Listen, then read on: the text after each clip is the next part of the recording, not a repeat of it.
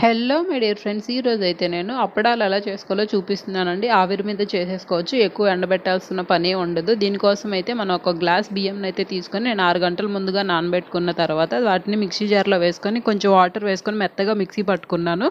ఇప్పుడు ఈ పిండిలోకి కొంచెం కారంగా కావాలనుకున్న వారైతే ఈ విధంగా ఎండుమిర్చి నేను విత్తనాలు అయితే వేసుకున్నాను. కొత్తిమీర వేసుకొని ఇందులోనే సాల్ట్, కొంచెం జీలకర్ర కూడా వేసుకున్నాను. సాల్ట్ సరిపోయిందో లేదో చెక్ చేసుకొని ఇంకొంచెం వాటర్ వేసుకొని ఈ విధంగా బాగా పలుచుగా కలుపుకోవాలి.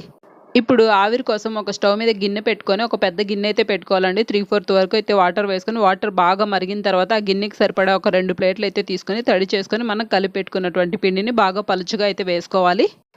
ఇప్పుడు ఈ ప్లేట్ని మనం ఆవిరి మీద 1 నిమిషం పాటు ఉడికించుకుంటే సరిపోతుందండి. పైన మూత పెట్టేసుకొని చూడండి, అప్పడం అనేది ఈ విధంగా లెగిసి వచ్చిన తర్వాత దీన్ని తీసేసుకోవడానికి ఈజీగా ఉంటుంది. ఇప్పుడు ఈ ప్లేట్ తీసుకొని ఇంకో ప్లేట్ కూడా ఇదే విధంగా 1 మినిట్ పాటు మనం ఉడికించుకోవాలి.